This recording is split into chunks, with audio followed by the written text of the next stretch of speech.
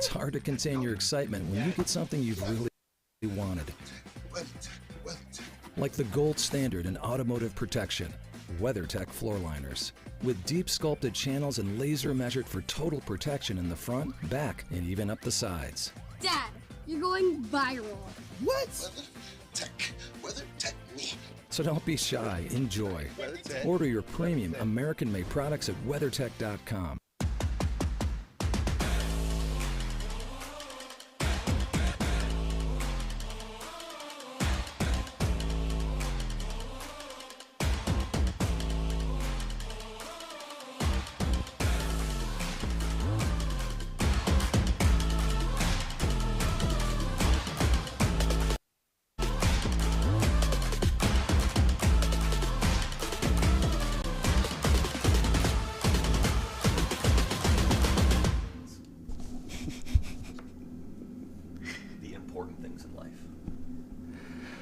The old bumpy pavement of Sebring is a stark contrast to the fresh surface here in Sonoma, but so is the incredible changes in elevation over a lap at this California circuit. It's a whole new ball game as we get ready for the Porsche Sprint Challenge North America GT3 Cup Series. I'm Joe Peak, and with me at the booth is Roush Racing driver Joey Atterbury, along with special guest Eric Filgaris joining us. And Joey, I love seeing cars race around this track, especially seeing these Cup cars tackle it. Absolutely, and it's beautiful green out here in Sonoma. We're still in the springtime, and let's go ahead and take a look at the track map of Sonoma Raceway. 12 turns located in wine country, Northern California, right here in Sonoma. And this is a racetrack that is filled with elevation change. One corner constantly flows into the next. A couple little danger areas that we need to look out for. Turn number 2 at the top of the hill.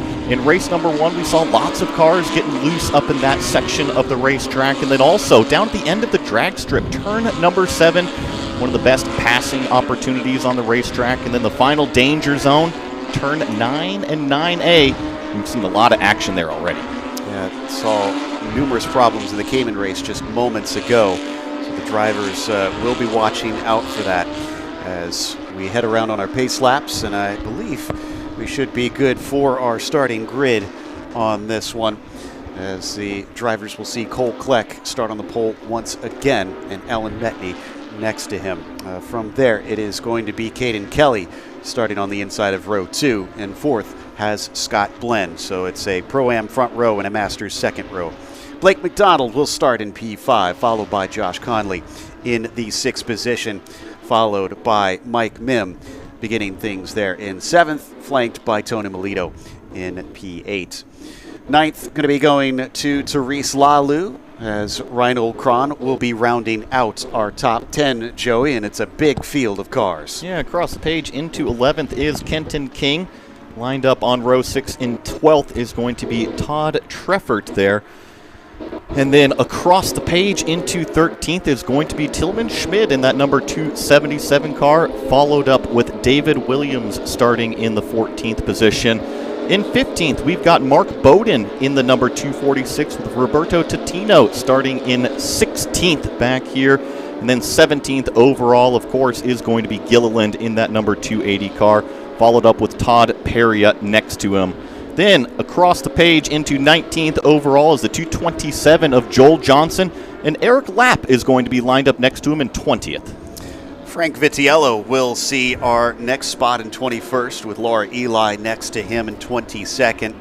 Then, of course, Poole is going to be starting from the 23rd spot for Goldcrest Motorsport. Sean McCaig next to him in P24. Thomas Herb starts 25th today, followed by Francisco de Jesus. And, of course, Womack in 15th for Fall Line Motorsports. Then sees Kyle Washington for GMG Racing next to him. Dan Ammon switches from the Caymans over here to the Cup cars, as he does all season for Vintage Racing in 29th. 30th goes to Chris Hutter. And then the last of our field will be Larkins in the number 18, starting 31st. Eric, it does look like, from what we saw in the Caymans, this is going to be a real challenge of a track for a lot of the drivers. We saw many mistakes down in the previous race. How can drivers look to minimize those today? Yeah, well, the first thing is we've got a lot of cars. It's really great to see the series grow. I was actually a competitor in the inaugural Porsche Sprint Challenge season, where we had a combination of Caymans and Cup cars, and so the fact that we have to split the two is really it's cool to see classes growing. Lots of drivers that are moving up from the Cayman category to the Cup car category, but we're looking at our beautiful Sonoma countryside. Small, twisty track, lots of cars, tight spaces. I think the key is at the start, coming up to turn 1, as we're going uphill to the left, we're at a decreasing radius, and so we sometimes see drivers try to roll the outside, and they'll end up getting into a dirty part of the racetrack. So makes things a little bit difficult. Hopefully we can see a clean start, clean run up to turn 1 and 2, and then I think it's about just sort of settling in. These cars have a bit more aero than what we see with the Caymans, and so the high-speed, long-duration corners are going to be a little bit difficult to follow another car as we start to see tire wear, and so that's going to play in. And I think managing tire, brakes, and hopefully keeping your car clean is going to be a really important factor here. It's going to be so difficult as, like you said, 31 cars out here today. Huge field for this GT3 Cup. 2 different classes. If you look for the black boxes around the numbers, that's going to be your Pro-Ams, and then the blue is going to be your Masters, with Kleck on the pole for the Pro-Ams and Kelly on the pole for the Masters. Pace car getting ready to release the fields. It'll now be under control from Cole Kleck, who looked to be very, very fast back at Sebring. Can he back that up? Because it certainly looks like from his qualifying he's got speed here today. And if he can bring home yet another win, that'll do him no harm in his hopes of trying to trounce through this season for a potential title. They come up to the start-finish line waiting for the green flag. They're being held for quite a while, and there it is now. Green flag is indeed out. The 211 is going to be able to jump away as Kleck gets a good start, but it's a battle for P2 coming up into the second corner. Lots of side-by-side into this narrow run, and some of them very close to the apex coming down to the inside. Looks like we're going to be able to make it through, Joey, though it is quite crowded. Lots of cars getting up and over that apex curve there at the top of turn number 2, but crucially Metney, I take that back. It's actually going to be Kelly that overtakes for second place overall in that 208. It looked like Metney had that position coming out of turn number 2, but going down the hill into turn number 4, they swapped around. Now remember, Kelly is part of the Masters category, so Metney acts as a buffer between himself and Blend. Now both Metney and Blend are doing double duty out here. They're going to be racing in the West Series as well, so they're getting a little bit extra track time. The question is, how much more do they then have to protect their car out this weekend? And I don't know if you saw that huge slide out of Metney that first time through that final hairpin, that turn 7 hairpin down at the end. Just still getting tire temperature into the back tires of these GT3 Cup cars, and he was able to handle it nicely, but definitely cost a little bit of time. And the 227 is off track, and that's an interesting position to be in. That car looks beached. Yeah, that's got to be high-centered. Really unfortunate. I don't think I've ever seen a car there. That looks like the inside of between 4 and 5, maybe. Yeah, I wasn't sure from that camera angle to pick out exactly where it came out, and I see at start-finish right now, we've already got the double yellows out, full course caution. All right, so we won't get a full lap in, unfortunately. It looks like, yeah, there it is. I was right. That's down between 4 and 5. Wonder if he just got bumped to the inside. Yeah, really interesting place to be stopped. I wonder if that was a single car or if he was helped. Everything otherwise seemed to be fairly clean. We got another car off here, too. I'm trying to make out who that is exactly. That looks like maybe outside of turn 5. I wonder if those two are associated. It starts to feel a little bit related here. Stopped outside. We don't see any damage from this angle, though there could be some on the front of the car as we try to piece together what exactly happened here at the beginning. I think that there's, now I'm going to purely be speculative here. I think that car down to the inside, it could have been pinched down towards the apex and simply had kind of a lazy, slow speed spin, which kind of hooked him around drivers right. Either that, or maybe a car got in a little bit deep and maybe even tagged him into that right rear, which then got the car loose, and then maybe that second car kind of came to a stop once it had a little bit of steering damage. But like I said, purely speculative over here. I'm trying to figure out from our timing and scoring if I could find which car is still back there. It might be Eric Lapp, but don't quote me on that one. We'll get more information shortly to try and sort this one out. This does slow things down and take away the racing time while they try to sort out those two cars and get them out of the firing line so we can go back to racing. Critically, though, in very short order, Caden Kelly has wasted absolutely no time to get himself some breathing space between he and his Masters competitors. He did a great job there on that opening lap. I thought that Metney was hanging tough side by side up the hill through turn 1 and across and over to turn number 2. But you're right, Kelly did a terrific job to overtake for what is second position overall and the lead in that Masters class. So he's now got that buffer, that one car buffer, that black car of Metney between himself and that bright yellow, that neon yellow, day-glow yellow, whatever you want to call it, of Scott Blend, who's his Masters competitor. Blend's going to have some real interesting competition behind him because Blake McDonald comes over from the West Series last year where he was just almost unbeatable at times, and is competing here in the North America race this weekend, doing pretty well for himself, sitting on the podium for the ProAms right now. But he's measured up pretty decently compared to his North America competitors. And there we go. We're going to see what happens. Hopefully this doesn't cause too much damage, Eric, on the bottom side of the car. Yeah, hopefully not. Could be a headache for the crew guys. You know what I think is a really interesting dynamic at the front of the field? We've got Caden Kelly, Alan Metney, both Kelly Moss guys. Caden Kelly's a West Coast driver. Alan Metney, lots of experience in both Porsche Sprint Challenge and Carrera Cup North America, but maybe a little bit less experience at a place like this. Caden Kelly, a little bit more home field advantage. And so, it's really interesting. We've got, a Masters driver almost leading overall, and really taking it to drivers. I mean, you look at the names behind him, a lot of really experienced drivers and very talented drivers as well. So really cool to see that. We were talking before we came to air about the importance of experience here. I know that Therese Lalu considers this her home track. In your experience, how much does it count having a good amount of laps at this place? It's really important. Again, as we're seeing with the that whole Caden Kelly factor. It's funny, driving to the track this morning, coaching Tom Kopczynski, who's racing in the Cayman category. We actually had this conversation. For the majority of the teams that are racing in North America, being probably east of Texas, let's say, this is not a racetrack that we get to very often. We race in SRO here, we race in Porsche Sprint Challenge, but otherwise, unless you come out to test or to race, it's a long way to go. And so that home field advantage for these West Coast teams really seems to show.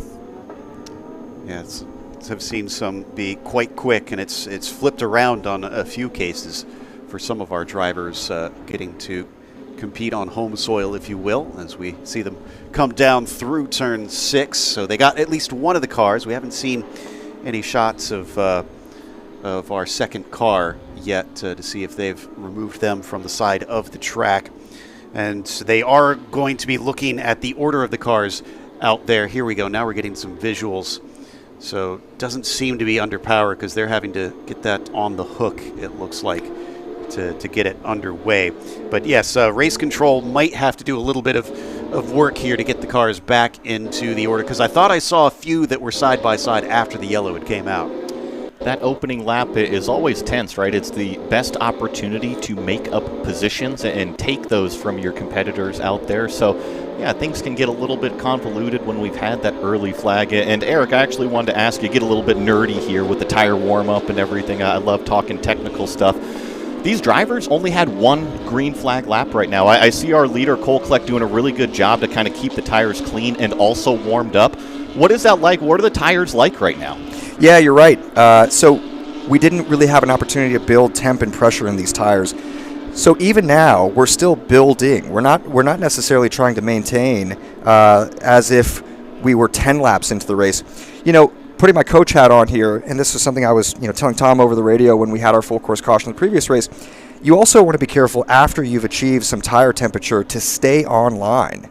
There's a defined racing line on the track, and so off that line there's dust, there's rubber, and even when you're trying to clean the surface of the tire, you see the cars swerving back and forth. You want to be careful about how wide you go, because you can accidentally pick up things you don't want on the surface of the tire, and you go put the power down on a restart, and you might go into turn 1 and have a lot less grip than you may think, and find yourself in a worse situation than you may have assumed. We're still trying to get this car moved without, I'm assuming, trying to avoid any damage. Well, it's off of the little crest now, but I guess something must have been hurt in the car that it cannot go under its own power. This is Eric Lapp from what I can tell, and this is interesting. Yeah, I'm with Eric here. He was pointing at the front wheels there, and I think probably what happened is contact between the two cars going down the hill into turn number 5, and if I was to guess, maybe a tie rod or a steering arm or something like that was bent on one of those cars, hence having to pick it up to get the front end on the flatbed. Yeah, that would explain it. We've also got a third car stopped at the end of the drag strip. Now, I believe they should be out of danger's way, but I think I see some fluid coming from it. So I'm not sure. That actually might be Eric Lapp itself, and it's a different car that is stopped over there at turn 5. So we're trying to solve a number of mysteries at the start of this race, unfortunately, and with so many cars, I guess that always increases the chances that we'll have more retirements on top of it. It's a bit reflective of Sebring, isn't it? Remember a few weeks ago, our GT3 Cup cars had a few incidents between the start and then over there at the turn 3, 4, 5 complex. So Sonoma showing how fierce the competition is the same way. Yeah, it makes sense. I mean, there's a lot of cars on track, close, tight proximity. But you know what? I was just thinking this now, too, in regards to the field count. It's really cool to see not only the amount of cars, but also to see Carrera Cup regulars, people that are climbing the ladder from Cayman to Cup car. And you see some people who we haven't seen these names in a little while. I've got Kenton King here, Laura Eli, who's moving over from West to North America. Lots of drivers that we have seen for a long time, we've seen move up, and even somebody like Alan Metney just getting additional track time to support his Carrera Cup endeavor. Yeah, it really is doing what Porsche has been aiming for, which is to get people that experience and get them that track time. So yeah, it is fantastic, and I'm very much of the mind of the more the merrier. And yeah, sometimes we do get issues like this, but it gives us so much more action out on the track as we follow the pace car down into 11 with the lights still on. So definitely a fair bit of cleanup. We're about 10 minutes into this 35-minute plus 1 lap race, and there we go. That machine over at turn 5 has now been put onto the flatbed. Should be an easy removal from there. And just to kind of even expand on what Eric was saying, it's cool to have the West Series as well as the North American Series out here. So we do get that crossover, not just the Carrera Cup drivers out here getting more extra track time, but we see a lot of the North America Sprint Challenge and Endurance drivers also compete in the West Series since it's just simply extra track time. Yeah, you're absolutely right. Additionally, you also have guys like drivers like Scott Blenn, Kyle Washington, who we see in both. And, you know, the dynamic there and the story behind it that I think is so fascinating and really cool is that you have somebody who enters the sport and they have the resources, but they also have the desire. And, you know, the bug bites them and they just want to drive and drive and drive. Another person that reminds me of this is I've been working with Greg Herback, who's racing on the West Coast. And Greg is relatively new to racing, but he just wants to drive every opportunity that he can get. And so something like Porsche Sprint Challenge, both West and North America, provides those really great opportunities, as well as the North American Endurance Challenge that I will be competing in on Sunday with Tom Kopczynski. So lots of really great opportunities for track time on weekends like this. Yeah, they've really jam-packed the schedule here at Sonoma. It's the first time that we've combined all 3 of the series since you mentioned Endurance Challenge in there on top of West, who has been out at Spring Mountain a little bit earlier. So this is their second round and is also the second round for the North America Series out here at Sonoma. Then from there, of course, we'll be heading off to Circuit of the Americas a little bit later in this year. That multiple series will also be sharing the track out there at Texas. So looked like they still hadn't quite moved that car that's on the inside of the exit of 4. Definitely a bit of a strange one, not one we see very often. So I'm sure there's all kinds of unique scenarios that they're problem solving right now out there, as they've at least got it up on the tractor And there's a splitter that looks to be missing off to the outside of the track. That'll be an easy pickup. Yeah, and I think that splitter probably came from the other car that's already picked up out there, so I think it's just another piece of evidence of kind of what happened down there on the opening lap of turn number 4. But these drivers, I'm sure, are anxious and ready to go. And this is that third car that you had mentioned, Joe. This is the car that's parked on the drag strip. And at least from our angle on the broadcast tower, you can't really see it here on the TV shot, but there is a pool of fluid out of the front end of that Porsche. But guess what? It is pulled all the way onto the drag strip behind the concrete wall. I'll bet you that they'll probably leave that one there. I imagine so, yeah. That safety truck maybe is just doing regular checks and might just let it kind of stay there, or just at least drag it back down the strip to where it could be easily taken into pit lane once the race itself is over. We definitely want to get this going shortly, and hopefully we're getting ever closer to getting back to racing. We've got another lap of full course caution here. So, Joey, put your driver's hat on for me. You hail from this region. You have a lot of laps around here, a lot of track knowledge. If a driver's going to get it done, where are the places that we're going to see? Where are the places that offer the illusion of opportunity that can create problems?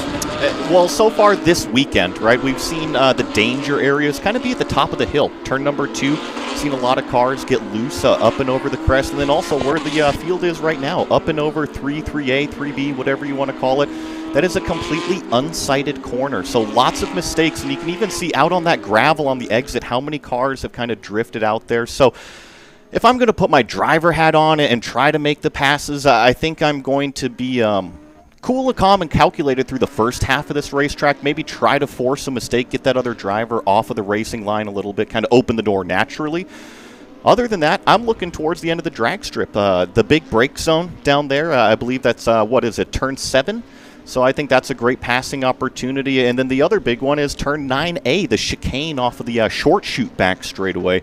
We see a lot of cars kind of get upset on the way out of there. So if you can kind of force them to pinch the entry on the beginning half of the corner, you might be able to capitalize on the back half. This place is so technical. It's really rewarding when you can commit, you're precise, and it's so demanding. You're engaged with corners so often. The straights are a bit shorter than what we normally see, or you think about a place like Road America where the straights are really long.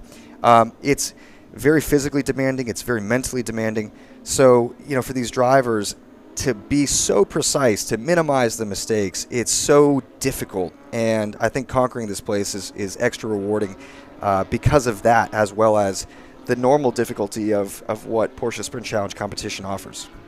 And just kind of talking still more racer talk over here, Joe Peak, but it's such a technical racetrack, right? There are passing opportunities, but more often than not, if you can go up there and provide a little bit of anxiety in the rearview mirror of that person in front of you, it's just like, I like to draw this parallel. It's like the teacher overlooking your shoulder. Are you doing the right thing on every single corner? And if you're not, they're going to be there to capitalize on you.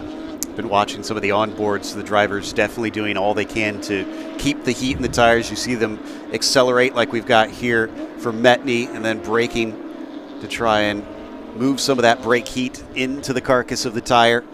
As one of the interesting things I do want to mention, as I realize that Reinhold Kron's doing pretty good today. He's sitting 3rd in the Masters. Yes, he's down in 10th overall, but again, the points are handed out according to your position in class.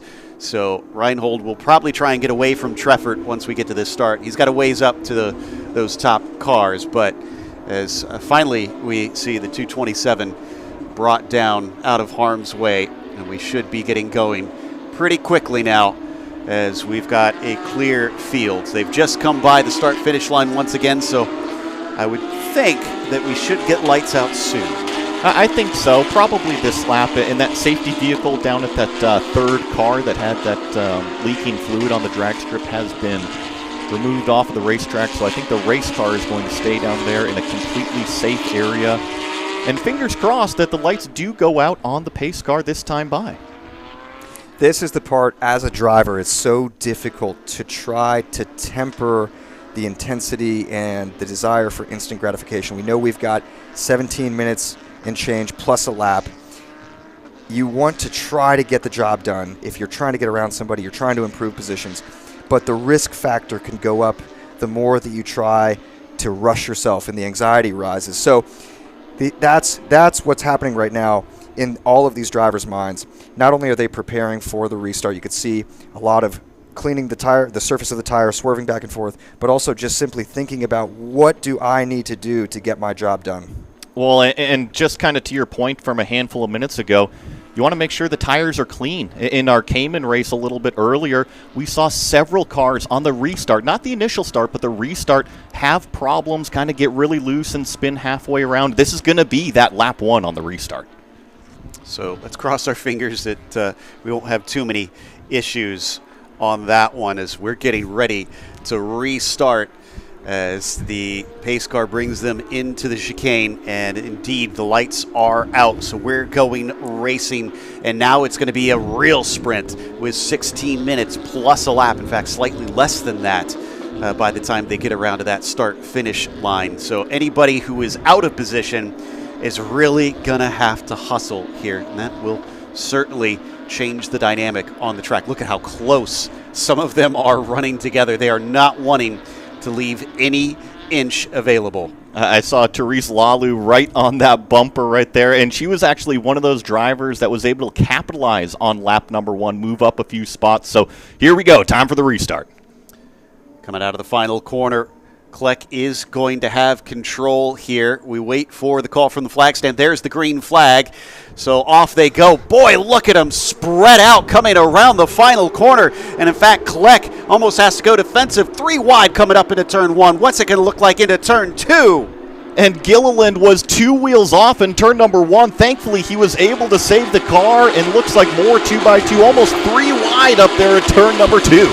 Yeah, I can see a car off in the background. Didn't see who it was, unfortunately. And we've got more bad news. If you're a fan of Cole Kleck, he has a 10-second post-race penalty for a start violation. I believe it was something with weaving at the start. Kleck very late to get on the power. That was interesting to see. Stacked the field up, and there were some winners there. There were some losers. 14 minutes and change plus a lap. We'll see what happens here with the action going into turn 7. And that penalty, just to clarify, is for the original start for the 211 that he has been handed that penalty. Already he's trying to make hay to run away and get himself that distance that he needs. Meanwhile, look at Metney and Kelly. Metney knows he now needs to get past the 208 and keep the 211 in check. Yeah, so Cole Kleck's job right now, run away as fast as you possibly can. Try to build a 10-second gap so that way that penalty just kind of disappears. It kind of vanishes. And Metney in third place, that black car giving chase to Kelly. He needs to get around and get into second place overall, prevent Kleck from growing that lead. So a little clarification on Cole's penalty is because he changed lanes before the start of the race was official. You have to stay in your lane. So I guess for a newer-ish driver, that's a harsh lesson to learn. Again, still trying to do what he can since he has the clear air in front of him. Has pulled at least a little bit ahead, but he almost needs nearly a second a lap to get himself the gap. Yeah, small detail, simple mistake to make, but that'll be something Kleck will learn over time, develop. His best ally currently is Caden Kelly holding up Alan Metney. Metney really needs to get by Kelly, and if he can just do that and stay close enough to Kleck, he can take home the win. Meanwhile, Kelly's got his own race to worry about. He's leading that Masters class, so he wants to try and keep this as well as he can. An overall win would be great for him, but really won't do much more than just be an interesting stat, as many of them going very wide here down through turn 6. Well, I saw McDonald just kind of show the nose to Scott Blend there going into turn number 6, and he's tucked up right underneath the rear wing right now with that bright yellow machine. McDonald's going to poke out driver's right, but not quite close enough to make that move down there at turn number 7. But like I said earlier, sometimes it's just kind of presenting the car, trying to take that driver's eyes off of their brake marker, off of that turn-in point, try to force that mistake. I know Francisco de Jesus had a few problems in practice and qualifying, but his woes continue. A penalty for passing under yellow. That's going to be a drive-through for the 221 machine. So he'll have to serve that pretty shortly here as they go through the chicane once more. Very single file at this stage, but there is no separation out on track for many of these cars. To Joey's point about filling up the mirror, this is also a really important thing development-wise for a lot of these drivers. Somebody like Kleck, who's obviously very talented, early stages in his racing career.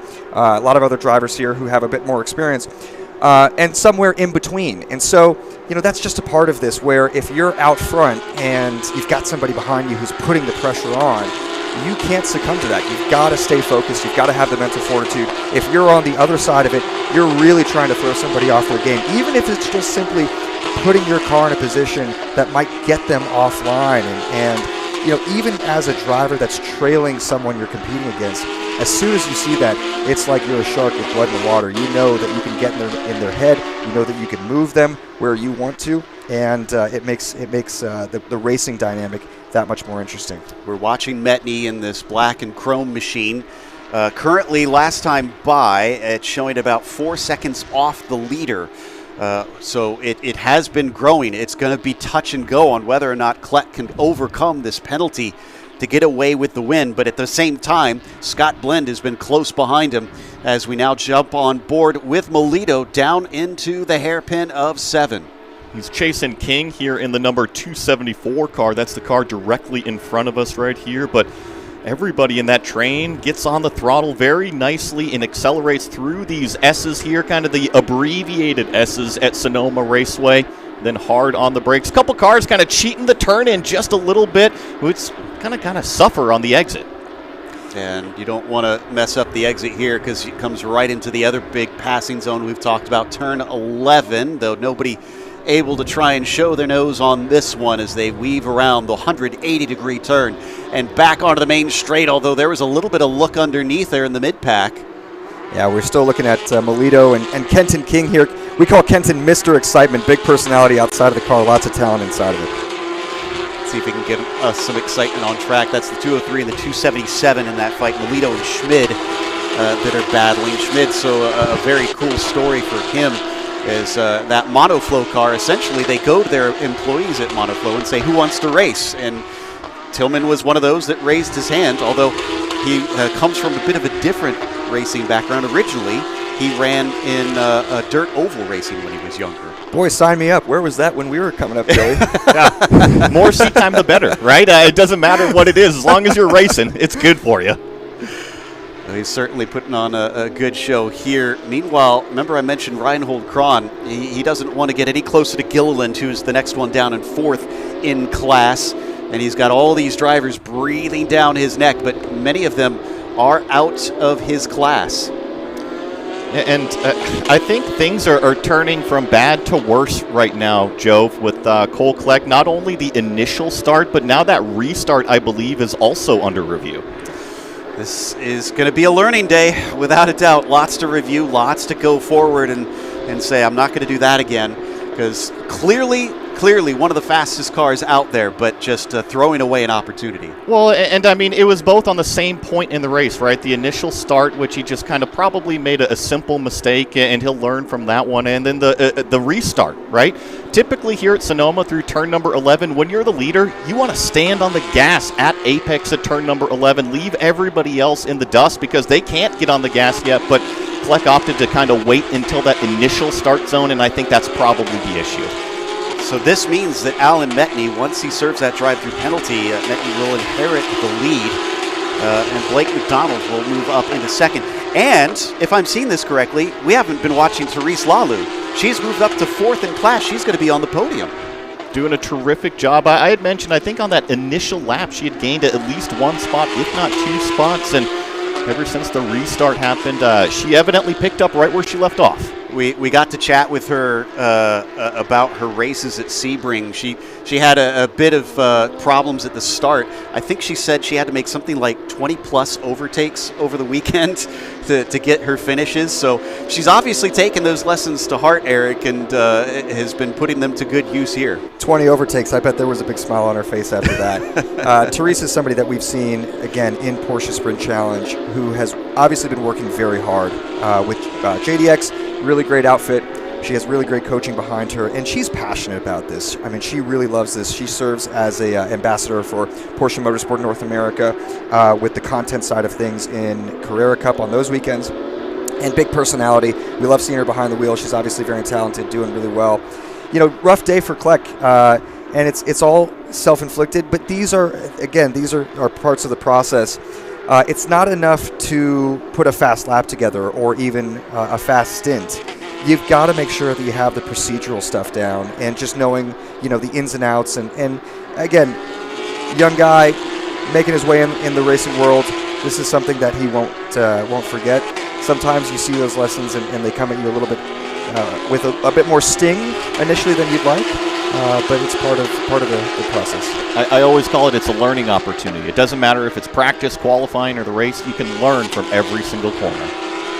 Meanwhile, Reinhold Kron, is he going to lose a position here? Thought there was going to be a move from King down the inside. Nothing doing this time. Hard to tell these two apart because it's a very similar paint scheme on them. And coming down into turn 6 again, right up the rear bumper. The way to tell them apart mostly is the yellow front, of course, is Reinhold, while King has the purple. I think what's even more confusing is there's another, almost call it an invert car, that's majority yellow, but with a little bit of purple out there. That's Scott Blend, that Ruckus Racing cars. We see one of those cars get really, really wide down there at turn number 7. And actually, somebody took advantage. I think that might have been Melito or Schmid going wide. I think you're right. So that's going to lose a position for him in the process. I believe that was, no, it was Schmid. So Gilliland gets even closer to Kron. That's bad news for Reinhold.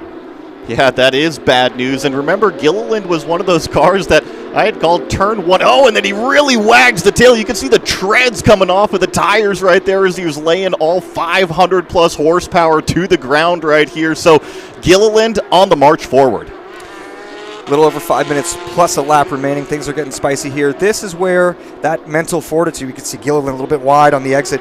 It's really going to be important. The heat is on. These drivers want to make moves. This is where you just got to keep it tidy. Don't make any mistakes. Drive up the hill here. Really keep the car on line. If you overdrive, it's only going to give the opponent behind you an opportunity to slot back in. And that's exactly what 277 is trying to do here. Tillman wants to try and rebound, but Gilliland's got his own race. Those two are in different classes. Gilliland racing in the Masters, while Tillman in the Pro-Am.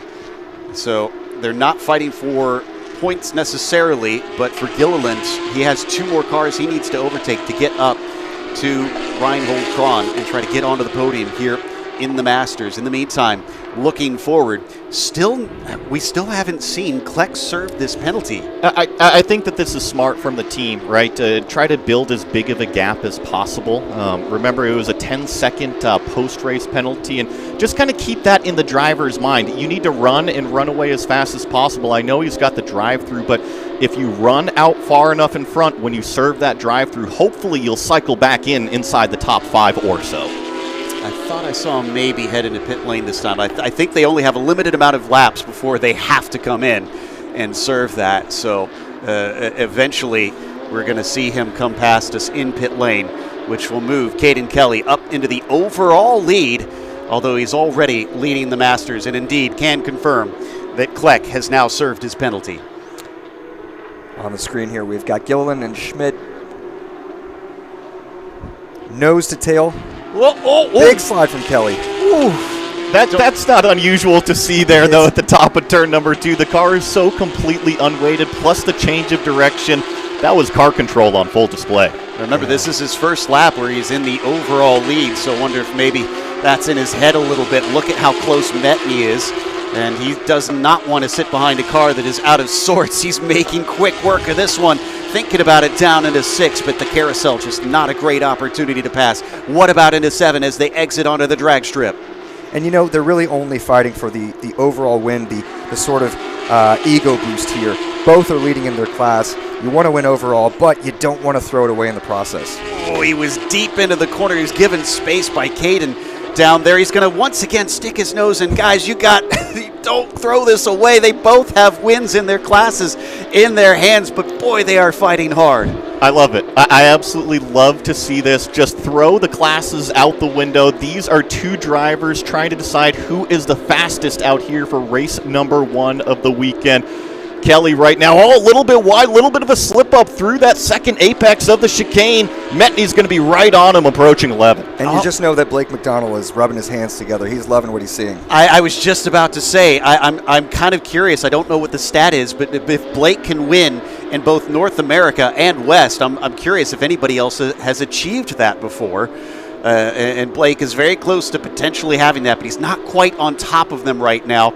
It's definitely not as close as we see with these first two. That is Metney, leader of your Pro-Ams, Kelly, leader of your Masters. Yeah, but guess what? These two battling up front are slowing each other down. Another huge slide from Kelly. It looks like Metney's going to be able to capitalize on the inside. They're going to be side by side going into turn number 3. This car's going to have the advantage, and now they're already going down the hill. Almost contact between the two. Metney is through. And he needed to. He was now getting into a situation where he was getting backed up to P2 in his class. He has to go. Yeah, in fact, Blake's trying to pick up on this now that he sees that Kelly's on the back foot. He's already right there. Maybe could do something into turn 7, but you can see that it is Alan Metney who is already trying to dash away and distance himself from Blake to not waste time. He's got a potential win in his hands here with a minute plus 1 lap to go.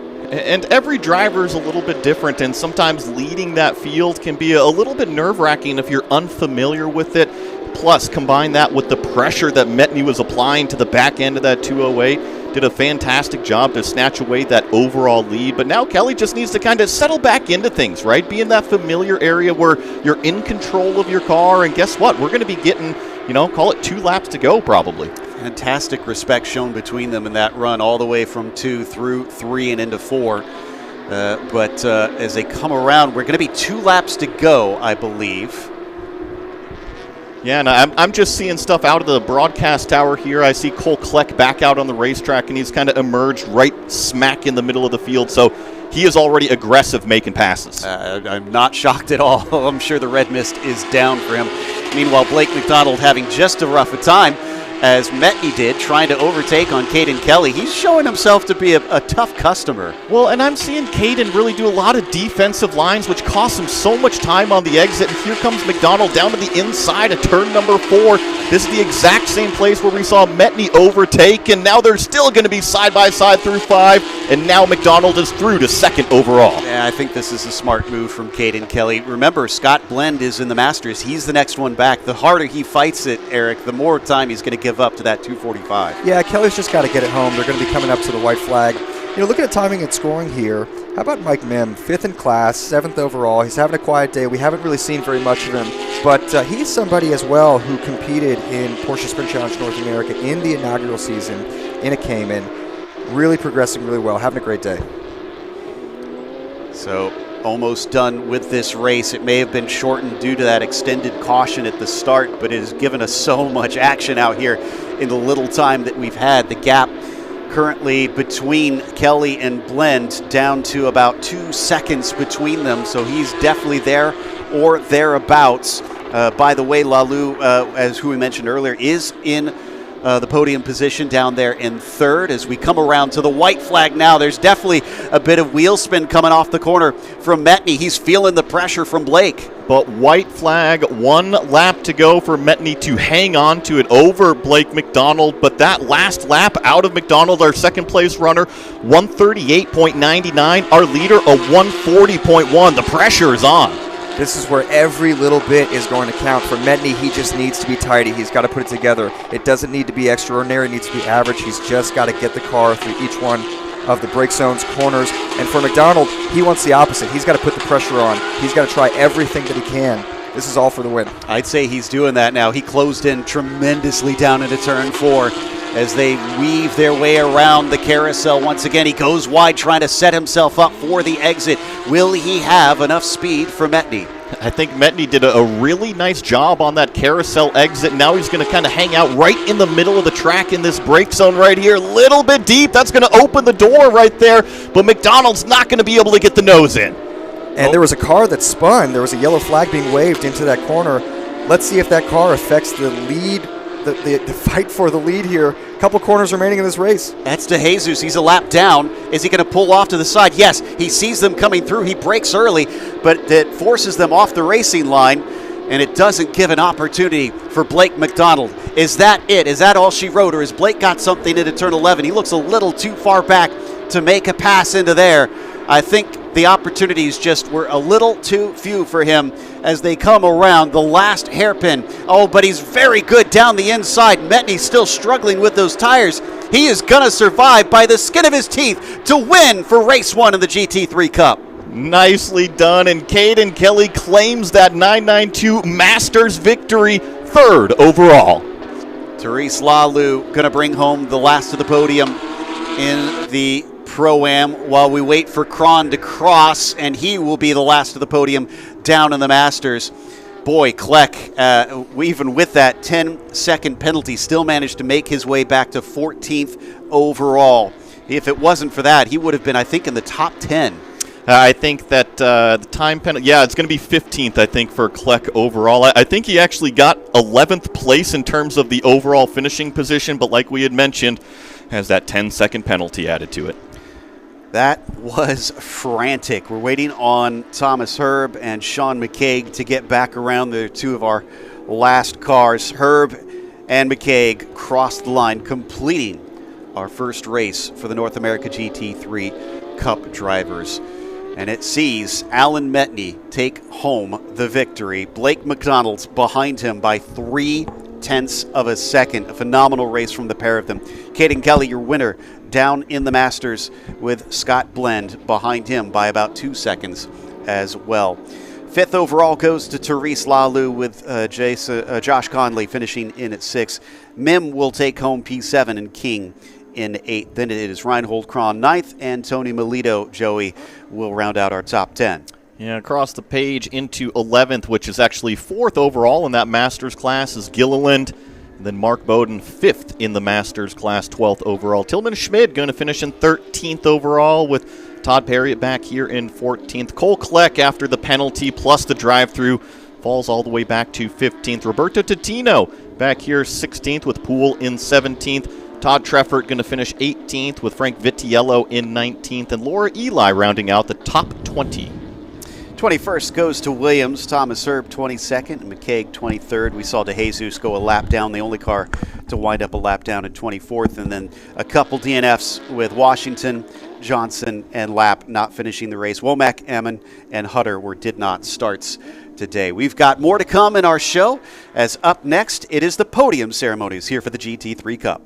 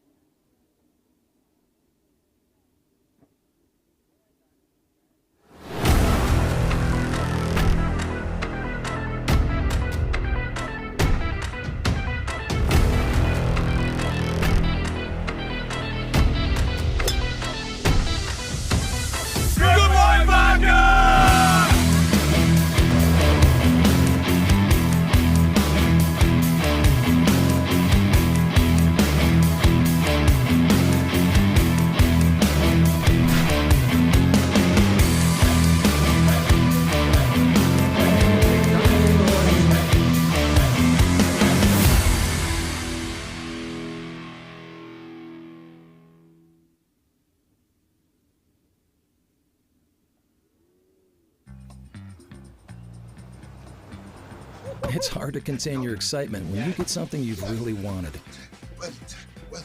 Like the gold standard in automotive protection, WeatherTech floor liners. With deep sculpted channels and laser measured for total protection in the front, back, and even up the sides. Dad, you're going viral. What? WeatherTech me. So don't be shy, enjoy. Order your premium American-made products at WeatherTech.com.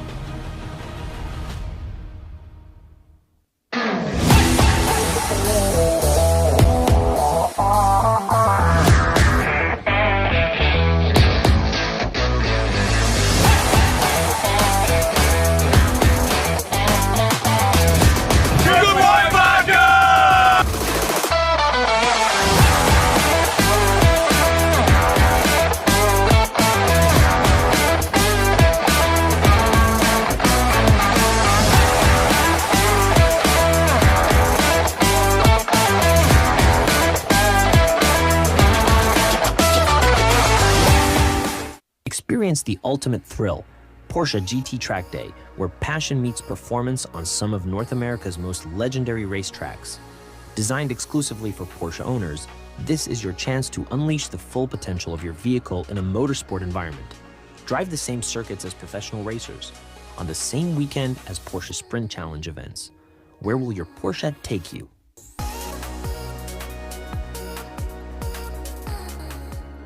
With limited space, every Porsche GT Track Day ensures a premium, exclusive experience. You'll get nearly 3 hours of track time, starting with reconnaissance laps, progressing through lead-follow sessions, and culminating in exhilarating open laps. Plus, strap in for heart-pounding hot laps with a professional race driver.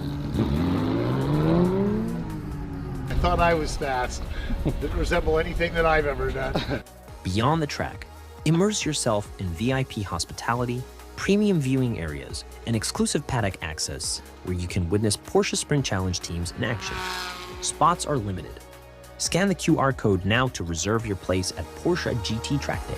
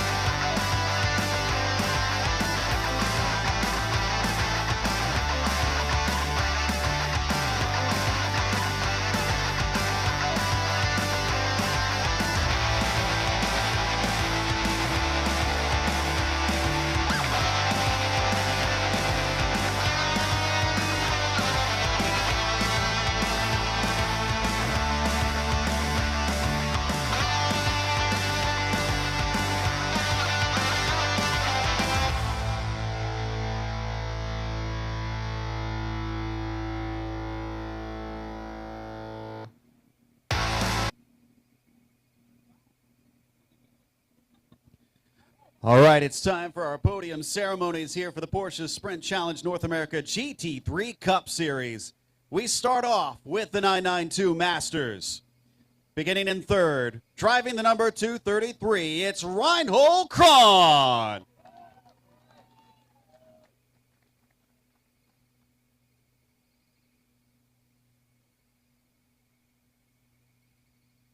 Coming home P2 today in the number 245, Scott Blinn.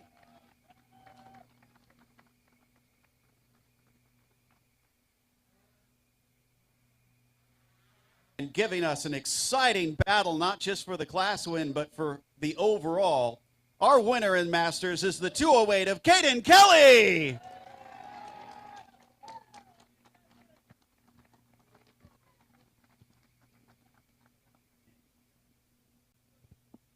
Well, Caden, I'll climb up here next to you, get your thoughts on this race. It seemed pretty action-filled from your point of view.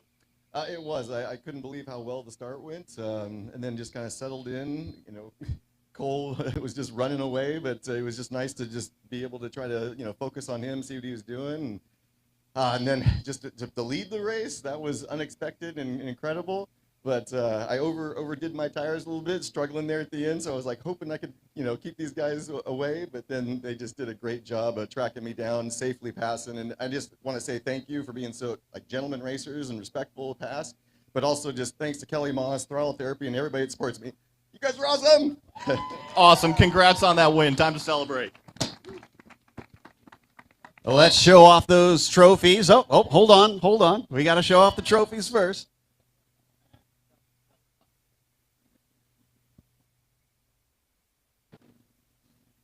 Now we can get to the fun part and spray some champagne!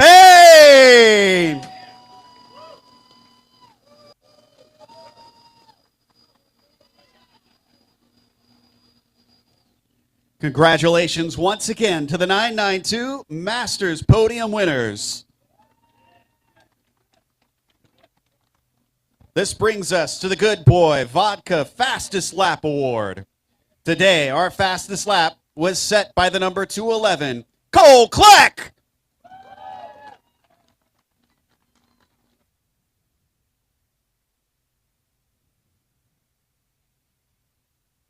Congratulations to Cole.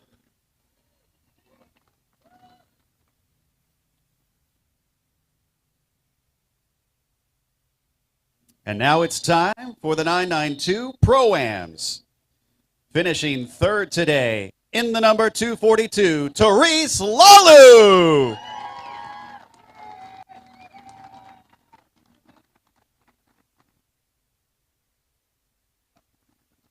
In second, putting on immense pressure, it's the number 271 of Blake McDonald.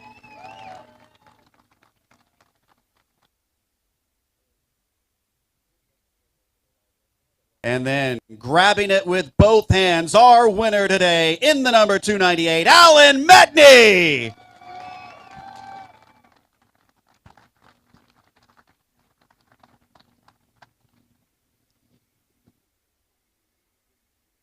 Alan, I'm going to be here on your right side. All right.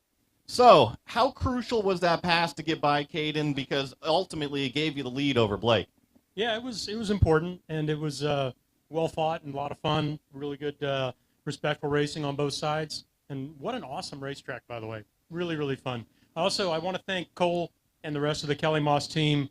I ran in both this and the West yesterday, and that was kind of last-minute news, and those guys hustled all day long to get me on track, and I just want to say thank you. How much were you feeling the pressure those last two laps? I was feeling it. I was seeing Blake coming, but I luckily had enough for the end. Congrats on the win.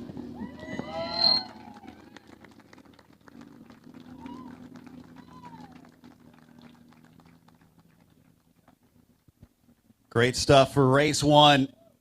But now it's the part everybody loves. It's time to spray some champagne!